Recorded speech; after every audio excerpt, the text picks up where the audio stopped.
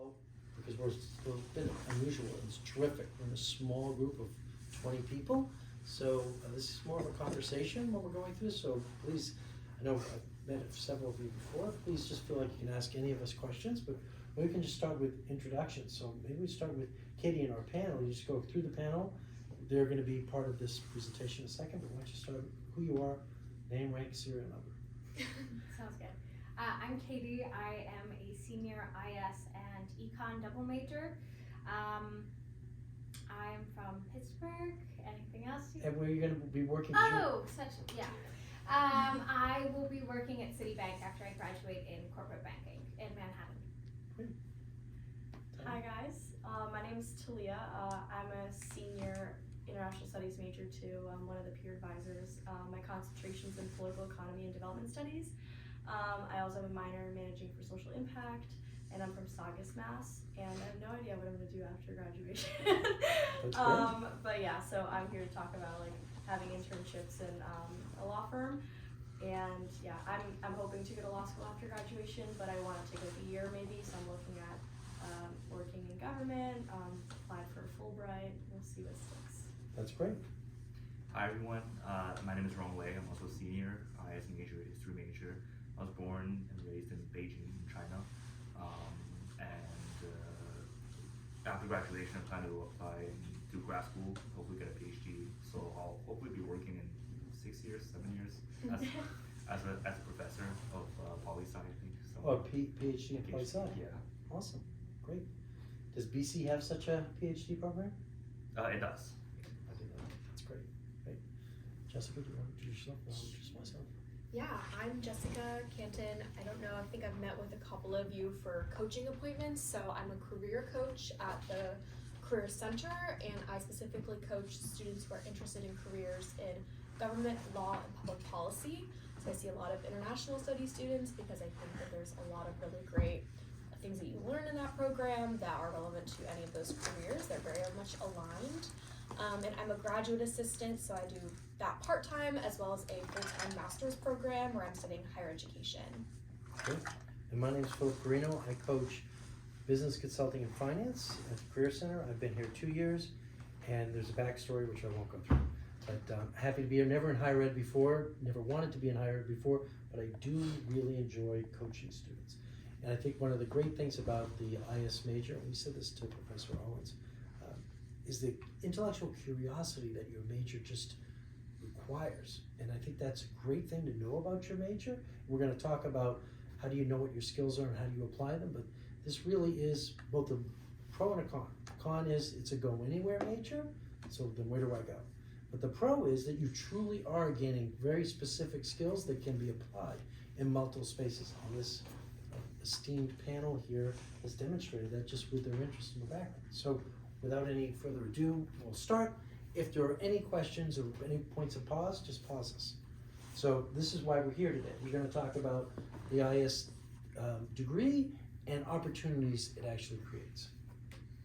I'm just going to go through this agenda quickly, and then we'll turn it over to Jessica, and we'll go back and forth as we make our way through this. So first thing is that we want to optimize this international studies major skill set. Specifically, the words are on the skill set. We want you to optimize that. That means you're going to define what optimizing it is, but we're going to talk to you about the real skills, just to make sure it plants in your head that these are the skills you're gathering through this major. What can I do with the IS major? We're going to cover that. Skills gained, examples of pathways taken. Here are going to be some examples right here of pathways taken. Superpowers, we'll define what that is. As I've said to some that I've coached before, I'm not a silly guy. So I don't mean that in a silly way. That's really serious, and you have superpowers, but we need to know what yours are. Where BC International Studies majors start their careers, we're just going to go through a list to give you tangible evidence of where people have actually started and what you're going to notice. Unlike someone who's a finance major or someone who's a chem major or something else, it's an eclectic set of places that really goes to the heart what you do in this major. It's an intellectual curiosity major, and you're going to see where people end up, and it's eclectic, which is great. We're going to talk about the resources we have at the career centers, and we'll have takeaways after that. So I'm going to turn it over to you, and you just tell me how you want to handle this clicking, and I'll click away. Okay.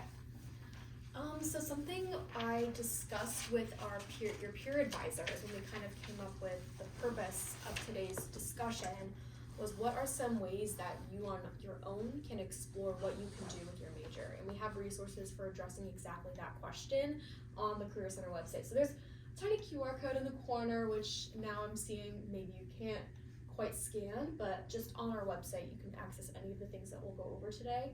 But I just wanted to quickly go over our model, which we do anytime we interact with students. So you'll see Philip and I kind of touched on our career clusters, and what that means is we oversee specific clusters, but the overall model encompasses really any industry that under the sun that you could be interested in. So we have a healthcare, nursing and counseling cluster, science, technology, engineering cluster, government law and public policy cluster, mine, CFB, which is Philip, communications, arts and marketing, and education, nonprofit, and social impact. And what's cool about this is that students, depending on your major, minor, or even outside of those, can belong to one or many of these career clusters. And yeah, I think we can move on from there.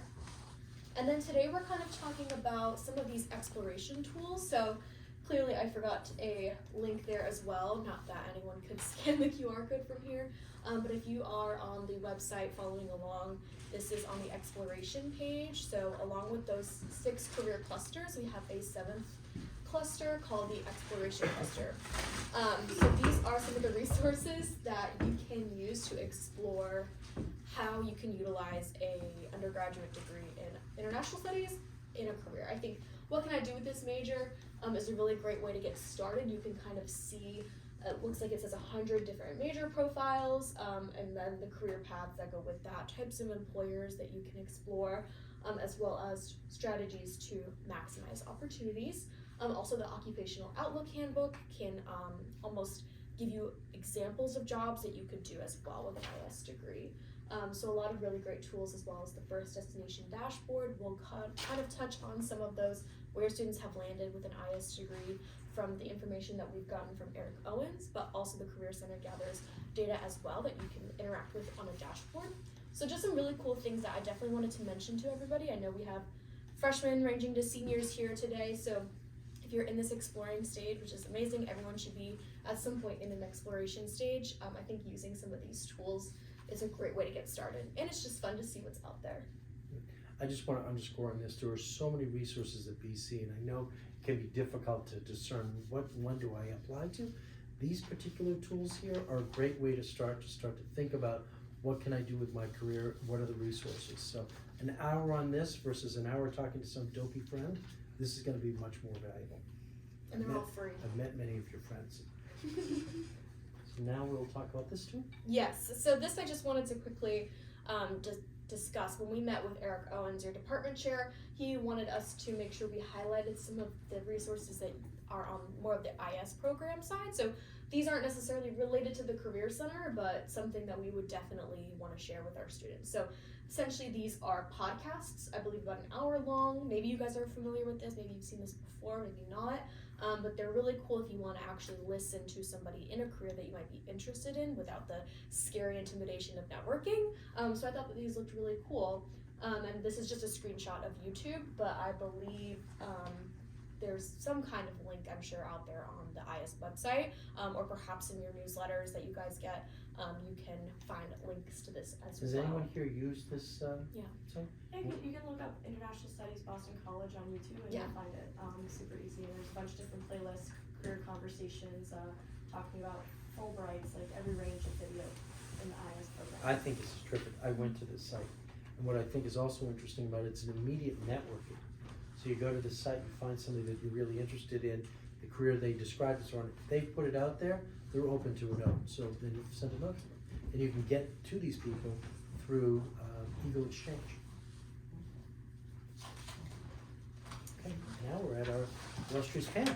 So I have it left to right, so why don't we just actually follow the left to right methodology. So Katie, maybe what would be great is if each of you could talk about whatever you like. But I would suggest that you talk about, how did you find this particular pathway, or why are you exploring a particular pathway, and how it relates to what you're studying in IS for the people that are, early in their activity in the major, and for those that are exiting, what resources have you, you've been using, what did you maybe find most valuable? Okay, so we'll start with you, Katie. Yeah, so as I mentioned, I'm an econ and IS double major.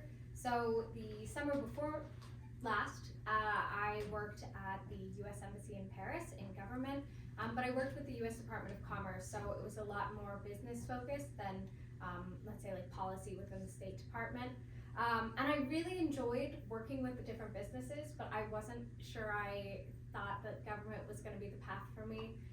And so I sort of switched my thinking and looked at consulting and finance and mainly consulting and finance internships for last summer.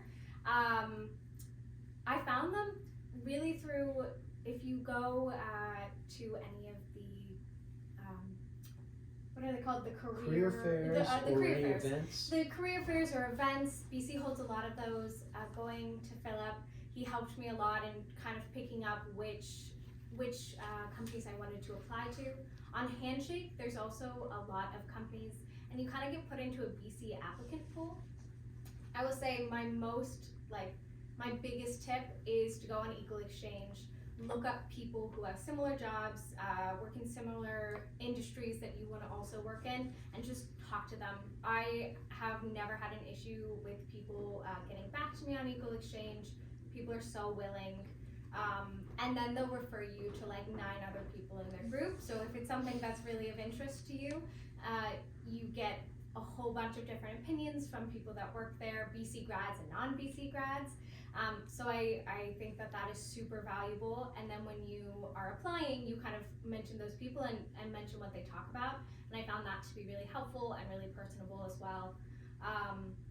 But that's sort of how I found it. I found the city job through Handshake, as well as most of the other consulting jobs, but all those companies are going to be at the career fairs and at different events. Did you meet these cities specifically at a career fair too? Or did you No, actually I didn't. Eagle? That one was only through Eagle?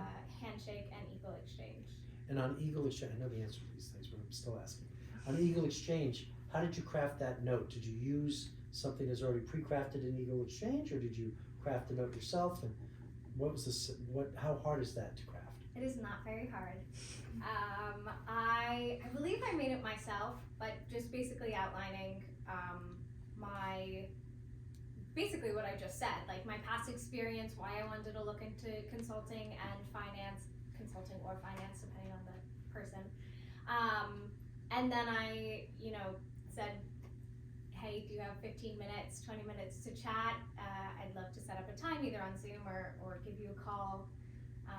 And people are so responsive and more than willing to help out. Just trying to take the concern away from that. It's really easy to make this, you'll sweat it over it, but it's really simple to make that communication. In Eagle Exchange, we actually have pre-formed letters that will just jump up to you, and you can then edit them to make them your own. So it's not that big a daunting thing to get that first note out. And as you said, yeah, I basically copied and pasted and then switched out the words I wanted to switch out, because it was really just a request to have a chat. conversation. Perfect. Great. Talia?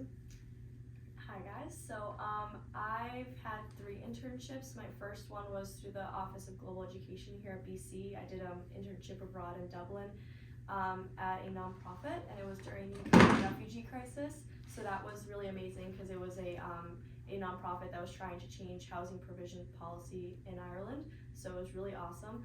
And I really liked that, but I knew that I wanted to go to law school. So then my next internship, I did it with a congressman here in Newton, and that was it was nice, but I was like, I'm definitely not doing this.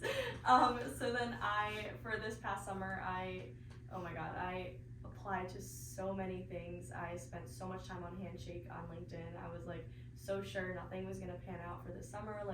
I applied to so many things. I interviewed, hadn't heard back anything. Honestly, my internship at the law firm really fell into place, really last minute. So that worked out.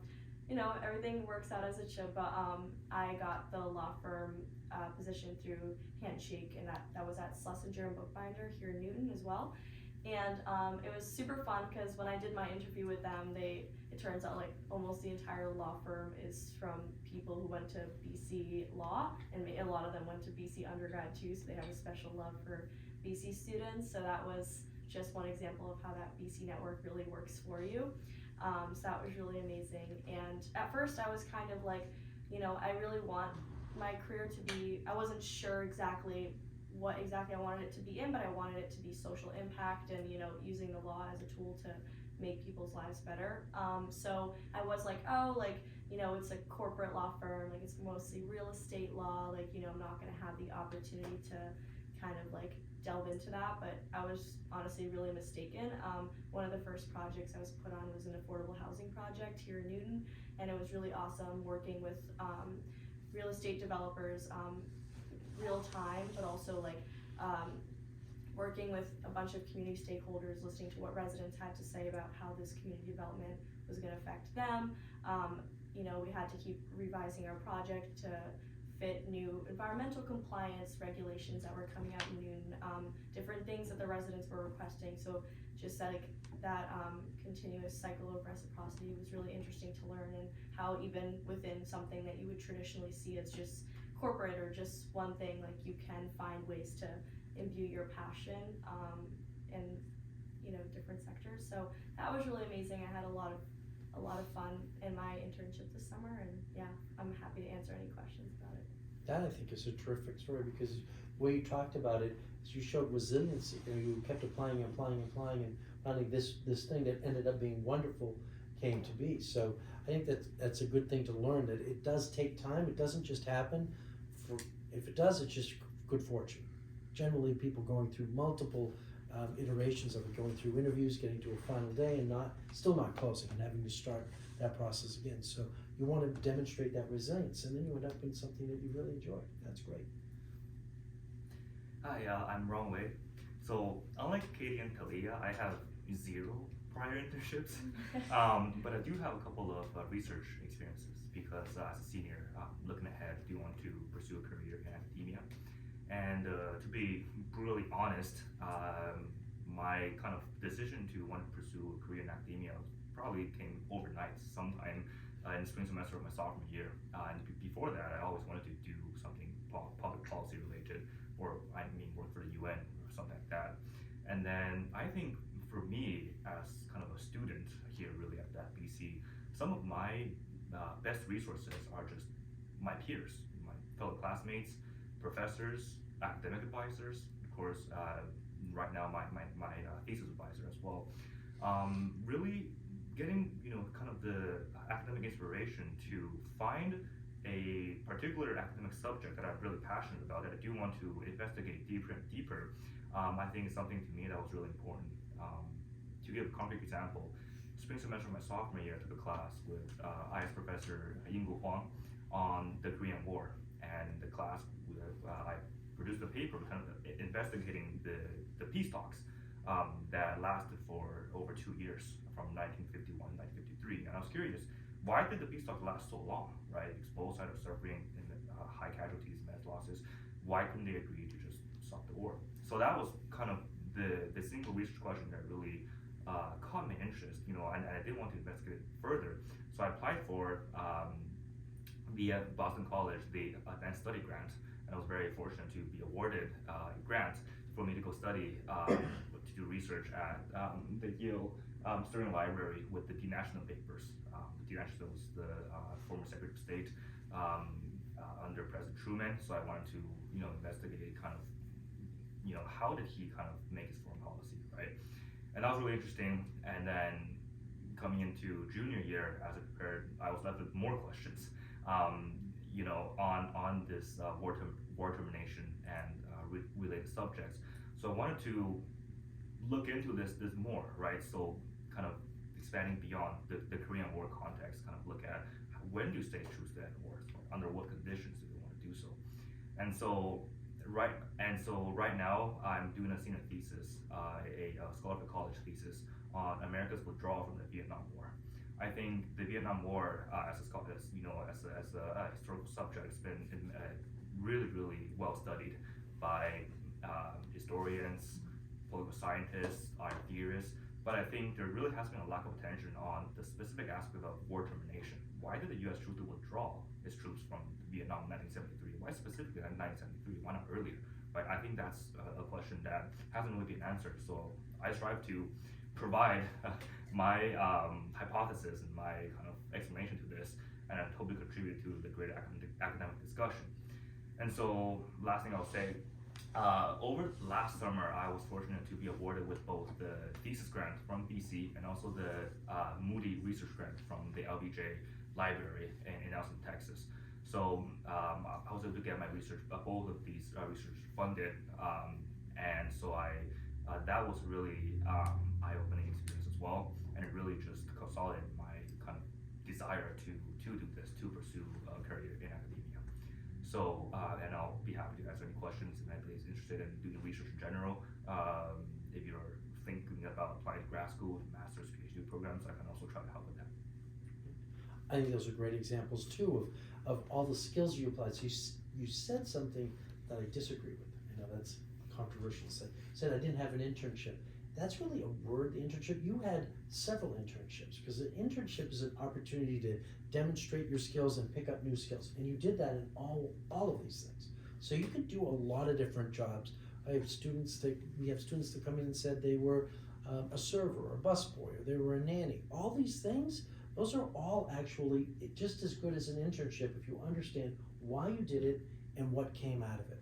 Those are two big questions you want to ask yourself when you're doing a summer activity or any activity. Why am I doing this, and what were the results of what I did? And you just described several of them. That's awesome. Are there questions for the panel? They're going to be here throughout, but do anybody have initial questions? None? One? Great.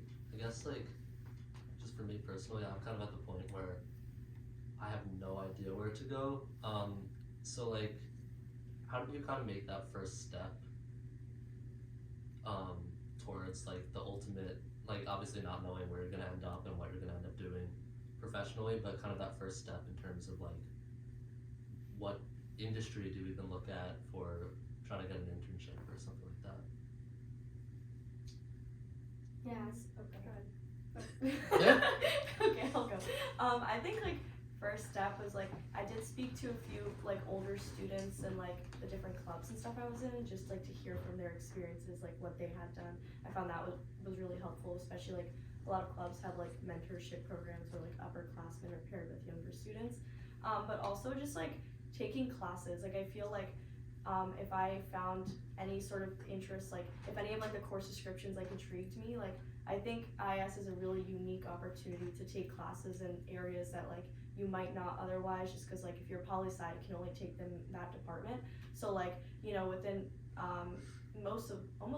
pretty much every concentration IS, like, you can still take classes in, like, theology or, like, CSOM or, like, whatever. So, like, I don't know, next semester I'm taking a psych class, like, you know what I mean? Like, there's, like, you can take different classes and things that you thought maybe that won't interest me, but, like, it could. And, like, I took a class in business law, and I thought, like, I don't know if I'll like that, but I really loved it.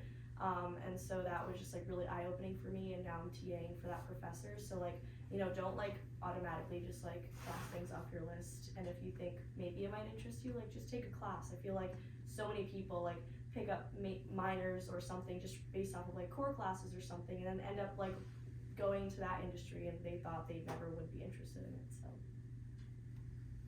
Yeah, that's a really great, some really great points. I feel like I'm the classic example of someone who didn't know what they wanted to do at all. I double majored to give myself more room, and, like, more doors open to me. I loved econ. I did econ research. I thought I would maybe do economic consulting. Then I wasn't really sure if I wanted to continue past that to get a master's or a PhD, because that's kind of what you need to do to be get promoted in economic consulting. So I was like, okay, what can I do after I graduate that's gonna leave me, like, I'm gonna learn a lot, I'm gonna get a lot of skills, I'm gonna make a lot of connections, and then I'll have a lot more open to me as well, where I'm not shutting any doors. And so that sort of turned into consulting and finance, because early on, I mean, you probably have heard, but like a lot of people after they graduate take those paths because they get so much, they learn so much, they gain so many skills, and then they make these really great connections, and can go other places, either with the companies they've worked with or with people that have done the same. So it's sort of like kind of like college, but post-grad. Is someone described that it to me like that once. So that's sort of what I did, and then I did my internship in at City last summer and like loved it. I had a really great experience, and I did like definitely land on it. But you can land on other things and not like them, and that's just as helpful to say, okay, well that's not what I'm gonna do. How do I want to like pivot past that point? Yeah, I think those are really wonderful points. One other point that I would stress, I would advise is step one, don't feel stressed. You know, don't feel pressure that you need to make an immediate decision on what you want to do, what career you want to pursue overnight, right? I think just really echoing what Delia said earlier, just by taking classes, really ask yourself, you know, what kind of subjects here at BC do I really enjoy? And then from there, you want to really make full use of the resources on campus. And a large part of that is conversing with professors, right? With faculty members whom you've learned so much in class. Have those conversations, right? Dive into some of the academic topics a little deeper. And then from there, you know, your interest can just really branch out in so many different ways, and it'll be really, really helpful. Thank you. Any other questions for the panel right now? You can continue to ask them. Okay. Katie, when you eventually ended up in IB, and my kind of impression is that it's super daunting and people submit hundreds of applications and have to start networking early. So since you said you kind of just stumbled upon that, did you feel like you missed out on networking early? How daunting was it for you to get an internship at City? Yeah, when I meant stumbled upon it, I meant I got lucky that I liked it. I did all the networking and stuff, and that is something I would recommend for any career. But they do have like recruiting events for consulting and finance. But I do think that I think you should get started on that early, but it doesn't need to be like a stressful thing where you're like, oh, I need to like make 15 calls today. Just if you get started in the summer, which is what I did, you're talking to people from a couple different companies a week. You're kind of getting a feel for what you like, what you don't. Also getting information about, because when you interview, they're always going to ask like, what drew you here. So like learning about those things as well. But I do think it's good, whatever career path you choose, to do it early, or to just like start learning about it, hearing about it from people early. And then in terms of like the applications, yeah, I was like weird on that. Typically people apply and get recruited for finance in the spring of their sophomore year. I didn't know that finance was what I was gonna want to do. I said it was after my internship at the embassy over the summer that I kind of decided that government wasn't for me, and that's when I started looking at it. So I it was very fortuitous, and that's what I'll say. Same thing, like you'll apply and something's gonna work out. So that's a good thing to remember, because I was doing the consulting, and that was really hard, and you have to do all the case interviews, which again, like start those early as well. But I was getting to like super days, the last interviews, and just not getting the offer. So City sort of happened where they had a couple spots left after their spring recruiting, and I had applied, and I got an interview, and they were kind of like, okay, well, we're gonna fast track this and put you through another interview, and then a super day, which is 4 interviews on one day. And that all happened for me in a week, but that's because I was applying in the fall. So I would say like that, I think, is a one-off kind of case. I got really lucky there, but definitely the networking helped, and the recruiting events really helped. I think the story in that too is that every industry, every type of role has its own calendar. So the banking role has an 18-month calendar before it starts, and The only reason that really exists is because they are much more able to predict the size of their class. It doesn't vary with the economy as other thing is to the extent that others do vary. So if they're gonna hire a 2,000 person summer class, which isn't a made up number, that's global. Maybe in the office you're looking at, there's only 100 people. But across the globe, for some of these multinationals, might be 2,000 people in that class. They know every year they're gonna hire the 2,000. So they can start 18 months beforehand. Consulting companies, they'll start about 12 months beforehand. You get to a marketing firm or a regional company, it will start maybe 9 months. And some will start, a law firm or whatever, they could start only 6 months in advance. So it really depends the industry. So I think the biggest trick out of this is to understand the industry and its timeline and then work within that. Sending out 100 resumes, I'm going on record, is ridiculous. That is not the goal. You can send out 100 resumes, and if your personality is the type that will get 98 rejections and happy with that, good, do it.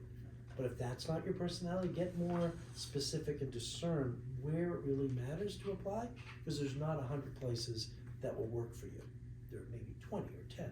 So if you can get really narrow on that, you're gonna have a higher yield than spamming out 100, because you cannot be you 100 times.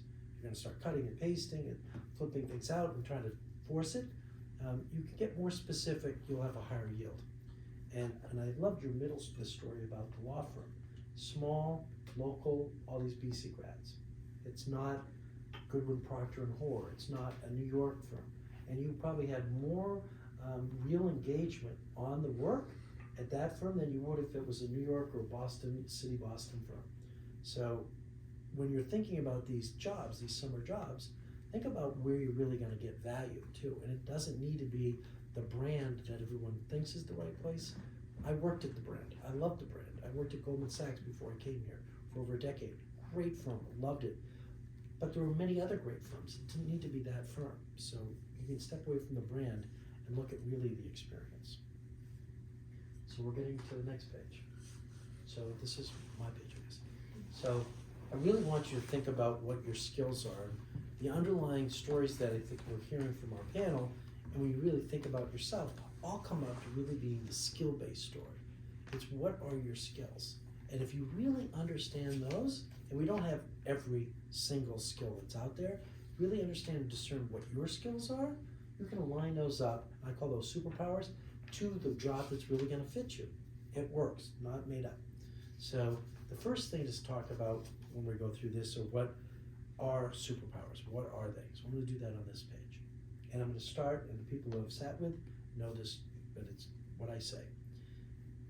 There are certain things that are not superpowers, and you don't want to confuse those. So a thing that's not a superpower, leadership, teamwork, empathy, hard work, good with people.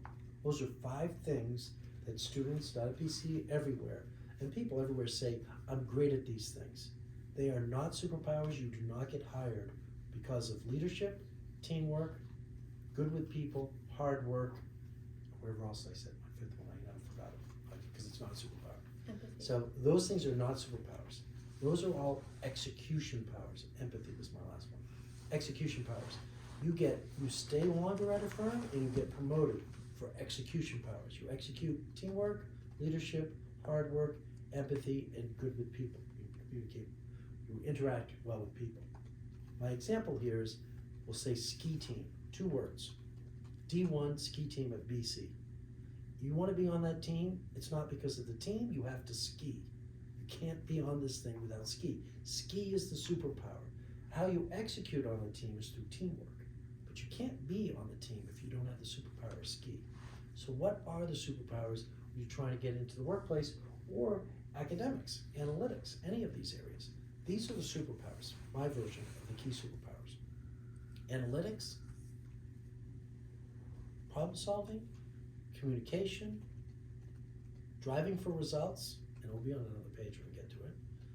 Intellectual curiosity, which I think is great for this major. This is terrific. You guys demonstrated, the panel has demonstrated, it's great. Intellectual curiosity. Entrepreneurism. And entrepreneurism is to monetize or to create value from something, from your skills or product or service. So if you're a lemonade stand or you're doing something on Etsy or you're a nanny, you're monetizing a set of skills. That's entrepreneurial. That's a key thing in consulting and many other businesses. So how do you identify what yours are? You've got to go through a process of understanding how you actually get things done. What is my way of getting things done? Am I one or more of these things? And we can talk about ways you can identify that. And then we're going to talk about how you use them to identify a career path. So here's the wheel.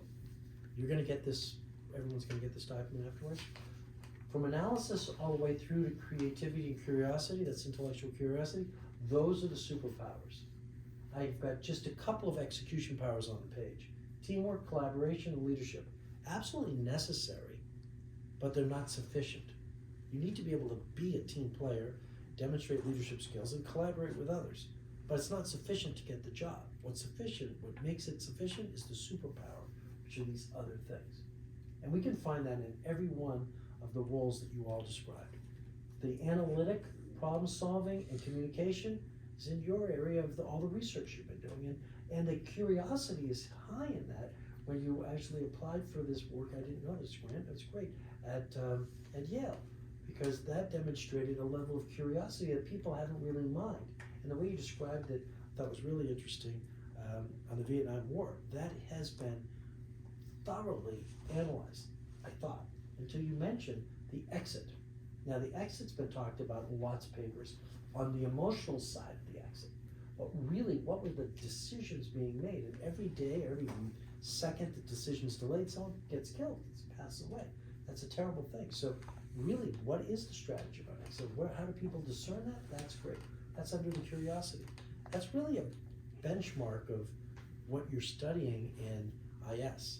This multidisciplinary education. And when you think about really what attracted you to it, being able to take many, you're not an accountant, being able to take many different types of courses and then knit them together, that shows that in spades, and it does the other parts of this wheel.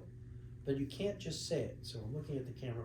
I can't say that I'm 6 feet, 6 inches tall, blonde hair and blue eyes. That's my line. It's not true. So you can't say you're a team person, a collaborator, or leadership. But you can say with evidence the superpowers, but it has to be evident. Any questions on that? I think it's really important for this particular major, because in this major you think that it's gray, it's not deep in anything, and that's really just the opposite. And I'm not trying to get people to take this major, so I'm not Eric Owens, the professor who's trying to market it. I'm just saying what I believe. That's really not true at all with this major. It's just the opposite. You go deep on curiosity and problem solving, analytics, and communication. You're doing it across many disciplines. That takes a nimble thought. That takes a nimble mind. That's if you're doing well. If you're getting D's in here, all's off, then that means you're actually not doing it. So I'll go to the next one. Where do people with the studies majors, where can it take you? Here's a set of different firms, and we just take a look through this list. It's a great list. I don't see a list like this with other majors. You look good, government, financial services, look at the names of the firms. NGOs, education tech, Procter & Gamble, WeWork, healthcare, law, think tanks. This is just about every kind of area. So there's real power here. The stumbling block could be just taking that first step. You're doing really well in this major, and you decide that there's an area you want to get deeper in. I think the way you were describing is, the plan was describing, you gotta just try it. And for the people that are earlier in their education year, take that opportunity to take a summer job or an internship, or even during the school year, working with a professor in an area that you're not sure about. And then go deep. And then, as Katie, you said, if it doesn't something you want, then that's just as good as finding something that you did to knock that whole area off. But just looking broadly at here, you can see the breadth of where the students with IS degrees have been. And here, this other piece, I do think is really relevant. It's on your IS website, but it takes people across the globe. So I know there are people that I've talked to that are your peers that said, I want to do something in the States, but I really would like to work over internationally at some point. You can be super clever about these things. I wanted to do that, and I did that 3 years out of school. I spent 3 years overseas. I spent my first 3 years in the Boston area and 3 years in Europe. Great. But I did that thoughtfully, actually intentionally, took the first job because I knew that I could do that through that, and then within that role, I seeded my interest by projects I worked on and the things I talked about. And you could do that through this major. This is something that many people in this major really are interested in, and that's a pathway. When you take a look at all the data on here, a lot of Fulbrights, just it speaks to that curiosity of the major. And people outside of it, I'm harping on it, you're inside, but you need to use that when you're talking to people from outside BC that you're interviewing with. They may assume it, but when you start talking in those tones, they think about you completely different. And I'm not being mean-spirited to accountants, I'm just gonna use them. But they think about you very differently than they would if they were talking to an accountant. They're thinking about you differently. Now, how do you go about doing this? Do you want to talk about this? Yeah, sure.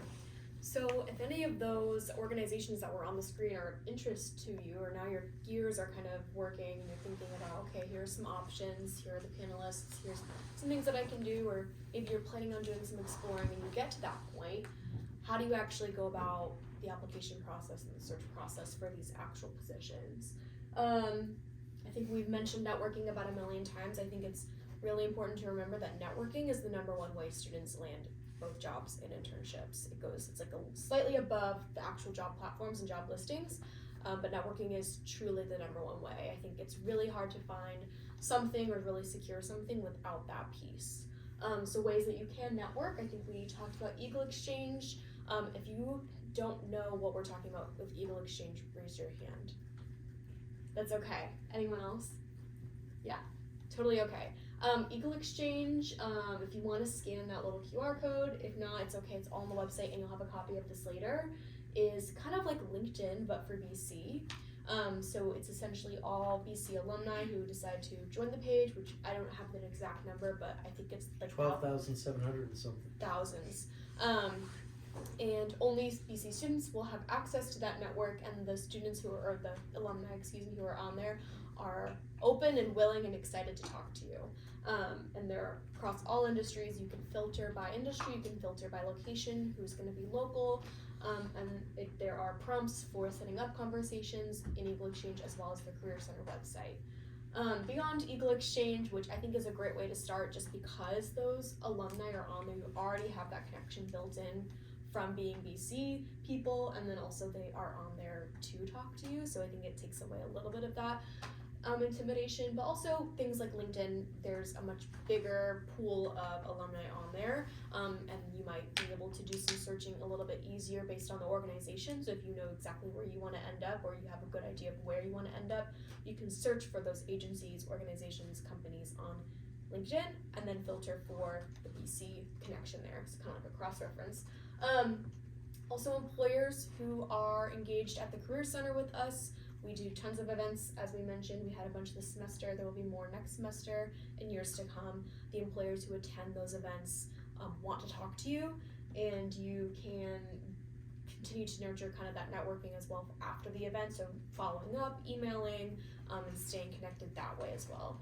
I think with job shadowing as well, this can come out of networking, but also kind of starting that shadowing process with people in your personal network as well, just in lieu of an internship, or just to kind of see what something is like. I think especially in law, as a GLP coach, a lot of students who struggle to find undergraduate legal internships or experiences, because those are typically designed for law students. I really encourage things like job shadowing, because then you can see for yourself if you really like it or not without the commitment of a full summer of interning, or a commitment to a job.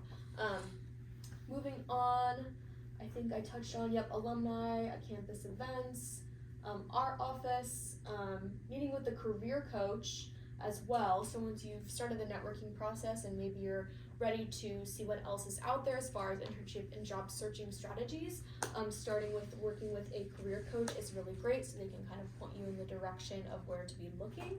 And then of course your academic advisor, connecting with professors. I think everyone brought that up over here as well.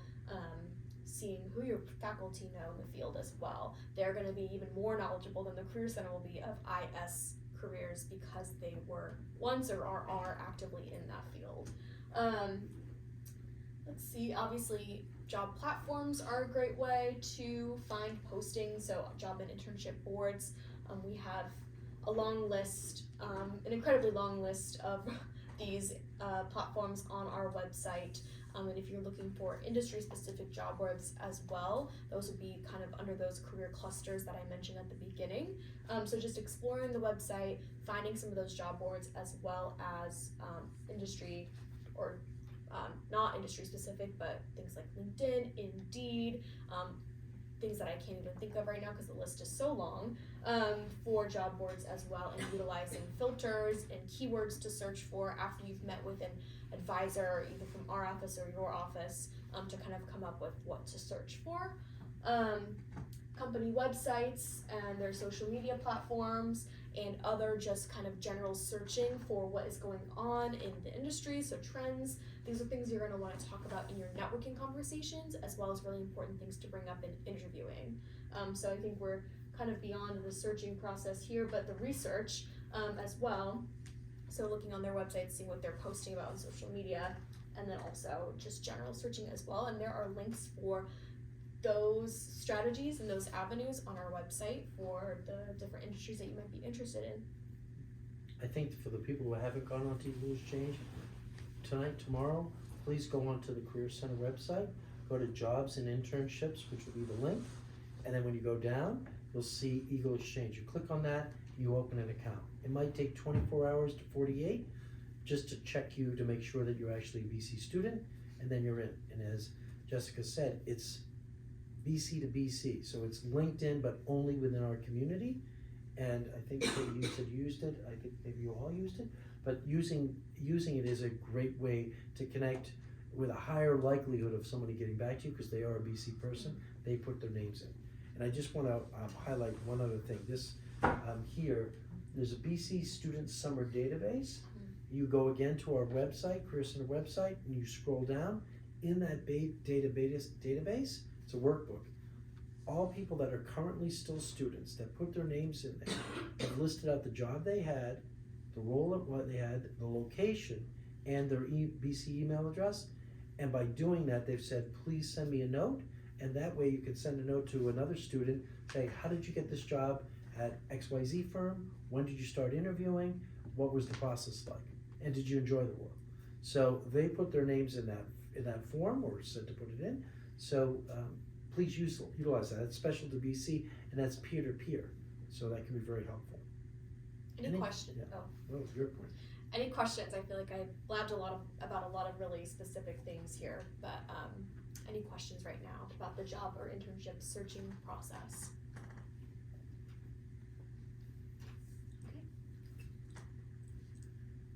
So how are we doing our time? We're plenty of time, 15 minutes. Center Resources Internships. Do you want to talk a bit about this? Sure. So at this point, you've done your searching and research, and you've taken all the steps that I just mentioned. And now you want to see what next steps to take as far as being proactive in the application process. So first step, check out drop-ins at the Career Center. These are held from 12 to 4 p.m. in the Career Center at 48 Softball Hall, which is like right across from the Dunkin' Donuts. That's where we're from. And you can visit a peer career coach who has had the same training as myself, and then also the professional staff like Philip, to learn how to tailor your resume for an IS job. So has anyone ever tailored a resume before for an internship or a job, or know what I'm talking about with tailoring? Okay, probably these upperclassmen. Okay. Well, before you go on, so for the people that raised their hand, was your first resume or second resume really that good? No. No. I'm on draft like 32 of Yeah, resume. exactly. Yeah. No? So understand that what you think is really great is probably not so great. And you really need to have someone else take a look at it. It'd be great to have a Career Center. Second thing I want to, because this is super important. This is how you're repping yourself when you're not in the room. Second point is, if you're asking your parents, who could be super successful, I don't know, however you want to define success, super successful, it's 30 years, 40 years since they've had that resume. They're not relevant. Don't ask them. They don't know what the hell they're doing. If you go and Google it and you're looking at something online and say, I'm gonna take that colored font, that looks like it's scented in rosé, whatever. Don't do that. The resume needs to be completely simple, and there's a very simple format. BC doesn't actually own it. You go to any career center, you pick the college you wanted to go to if it wasn't BC, your second choice, and you go to their career center. You're gonna see the same structured resume. So you gotta live within those boundaries. That's first thing. It's gonna be super simple, nothing fancy about it. Content matters. You need to get after the content. So you can't stay on what you did, you have to stay on what actually impact you had. This is a big deal. I'd say 90% of the students that come in with their resumes go into depth about what they were responsible for. So I was doing XYZ. I was a server at the local restaurant. I served people throughout the day. I was smiley, people liked me, and I had good customer service. I kept the place clean, and I showed up on time, and I left on time. That's a C minus, if it's even a C minus. It's a terrible resume line, but that's what people say. What you really want to get after is, why were you employed? You were not employed to greet people and have people leave. That was secondary. You were employed to turn the tables, to fill the restaurant, to have as many people seating at your station as you possibly could. That means if you had a station of 4 people at a table, your goal was to have those people happy, fed, and out within an hour, so that in 4 hours, they could serve 16 people and get 4 different groups of 4 paying a fee, not just one group, but 4 times the revenue. That was your job. And how you did that is what you want to get after, and then the results of doing that. So if you can really think through your resumes using our website on the way it comes out and using the drop-ins and coming to see myself or another coach, you can change how people view you, because you can get your superpowers into that resume, and you can get an understanding that you knew why you were employed. Anyone who's been and it could be man or woman, guy or girl, been a nanny, that person's actually had a job, and they created the job, or a company, they had a business. And if they think about it that way, it changes everything they write, because they did have a business. They were paid and they structured something, created revenue for themselves. That's great. But if you say you had a nanny and you were good with children and people liked you or whatever, that's not helpful. So I really want you to think hard about this resume section and demonstrating the superpowers and not the story about what you were responsible for. Long-winded, but I've seen so many people that are really talented not get that right, and frustrated that they didn't get the interview. And it's because you didn't say what your superpowers were. You just said what you were responsible for. Okay, it's like taking a test without a grade. Yeah, it's true. I think I see a lot of people who maybe like copy and paste the job description of a place where they worked, and it's just not sufficient. It doesn't demonstrate the actual skills that you either developed or used in a role. So kind of building up of that, when you're tailoring your resume, you might be thinking about, again, those skills that you use, the impact you had in a role, and how or why would a recruiter care about that, or why would an employer care about that? So aligning your experiences with exactly what they're looking for in a job description is a great way to tailor your resume. And the peer career coaches and drop-ins are trained to do exactly that with you. Moving on, being mindful of time, again, exploring those career cluster pages, especially looking at what the sub-industries are that fall under the different career clusters. If you're still exploring and don't even have a lot of ideas of what it actually means to have a career in government law, public policy, or in consulting, business, or finance, or social impact, or nonprofit, or education, exploring some of the sub-industries and kind of getting a feel for what job titles there even are to be searching for. You can explore those on the sub-industry pages on the Career Center website. 24/7 Career Center website resources, I mean, there are so many that I couldn't even list. Essentially, everything lives on the website, and if there's nothing on there, or if there's anything on there that can't be accessed 24/7, then you would maybe have that in an appointment or coming into our office, but essentially anything that you need to know at 2 a.m. if you're panicking about where to look for an internship, it's gonna be on the website. Staying in touch with the Career Center through our newsletters. You all get newsletters from your IS peer advisors. If you indicate any industry interests in your Handshake profile, you'll start to get newsletters from our office as well, depending on what kind of clusters you might have overlap in or interest in. And those are really great because they highlight jobs and internships as well, kind of staying on theme here. If you have any interest in the pre-law track, or would it, whatever it might be, graduate school or law school. We have pages for that and resources for that as well. I think we've talked a lot about jobs and internships, and definitely want to give academia and graduate school and law school its time to shine. So don't feel like that's not an option for you, because it definitely is. There are a lot of really great IS law candidates that I've worked with, and then making appointments with career coaches to do all of this and more together. Across all those clusters that. Exactly. So the next steps, the takeaways: set a meeting with your academic advisor or the career center or coach. Take full advantage of all the resources that Jessica just went through, and know your superpowers. Now we've got a couple more minutes. Any other questions? Questions for the panel? Clarification questions here? And I believe everyone will have a copy of this, and then there's recording as well. So if questions come up as you're reviewing, you can always reach out.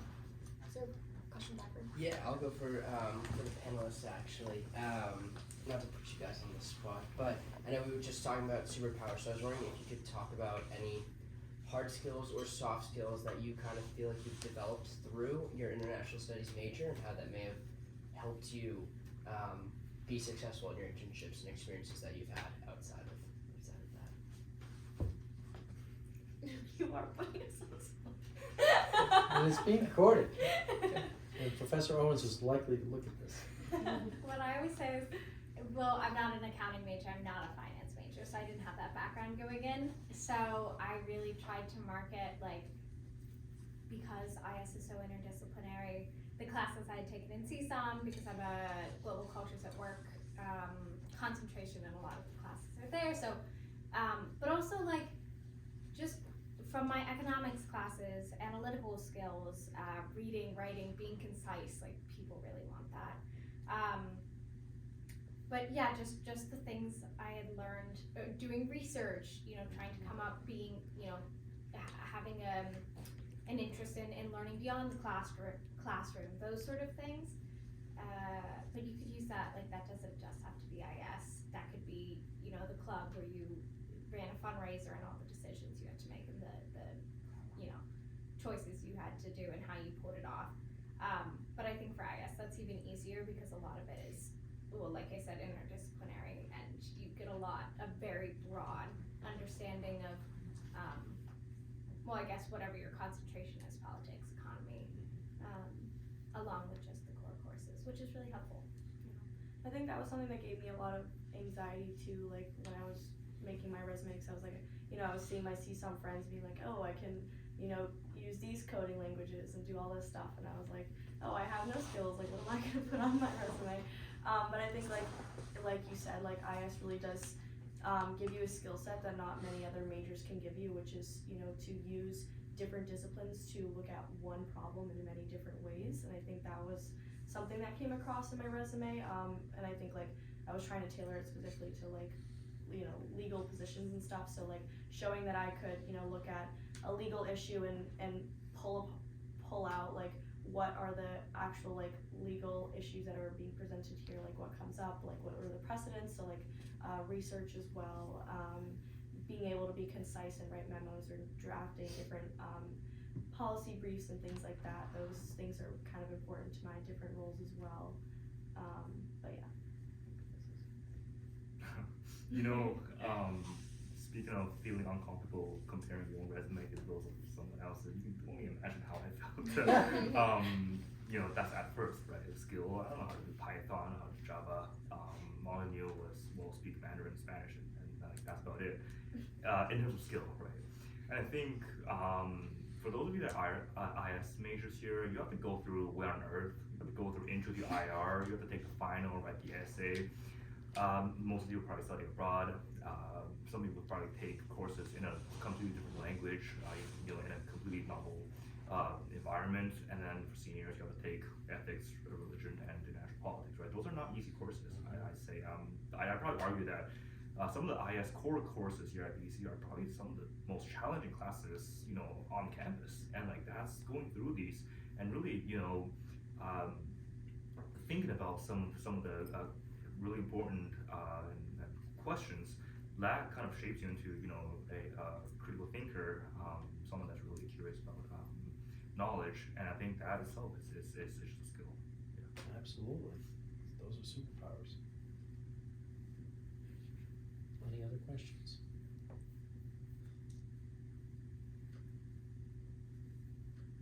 Is this helpful or no? Just one last question. So, just back on like the thing about superpowers. I know like on like most resumes, there's like a skills and interests thing, where it's just Yes. kind of like a basic laying out of, what, and as people like maybe like we said don't have Java, Python, all that stuff. What can you put there so it doesn't just sound like I like just listing skills that maybe everyone else would have on there too. Right, so I guess the thing that in that area, skills and interests, I'm gonna, and I'll respond, but you should all say what you put on the bottom there. My view is that bottom one, I'm gonna start with the interests. That's where you wanna convey who you are, what really makes you tick. And that can literally be anything, and that, don't try to impress in that section. So if you say you play chess competitively on the side, that's what you do, or you love to crochet and knit, and you do that on Etsy, or you just do it, or you're a foodie, or you're into some genre of literature. Those things are actually interesting to people, and every person you talk to has something, and you're really trying to create a connection on those interest sections. So don't try to manage it. Try to put in there who you really are. What things make you tick, or get you excited, where you spent your time. The other thing in this area is order matters, because people won't spend the time to go through everything. So being concise. So people are going to look at the resume. They're not going to read every word, and in this bottom section, they're going to go left to right. So you want the thing that you think is most important about you to be the first thing in that order, whatever it is. That's on the interest. On the skills side, you want to get after, you can't say I'm a leader, or that's not even a superpower, but you can say that that's an execution power. You can't say I'm analytical. That's going to show up in the body of the resume. But you can say tools that you have. So skills could be languages, Mandarin and Spanish, or French. Those are actual skills. You could have that as its own section. Skills can also be in the area of something you've proven in academics. So you might have used, maybe you didn't use Python, but you've used an econometrics tool. Or maybe you used Canva because you do flyers, you do something else. Or maybe in your summer job while you were at the law firm, you used LexisNexis because you're doing a lot of research on that. So you can put multiple things on there that aren't about coding, but tools or other things that you've learned. You could even put skills, CPR certified, or I'm lifeguard certified, or some other certification. So we're trying to get after, firms are trying to get after in the skills, less dogmatic, because they're going to train you, but more that you've actually done something and persevered through it. So if you have a certification, you started something, you completed it. It could be, I am a certified baker. Great, that's a skill. And you're just demonstrating that you can start and finish things. If you are a coder applying to a job that requires coding, sure, you want to have those things in there, but you'd be certified in multiple coding languages. I've told too much. Things you want to I Oh, was going to say something, two things. You guys have to use ArcGIS for that's a skill. Absolutely.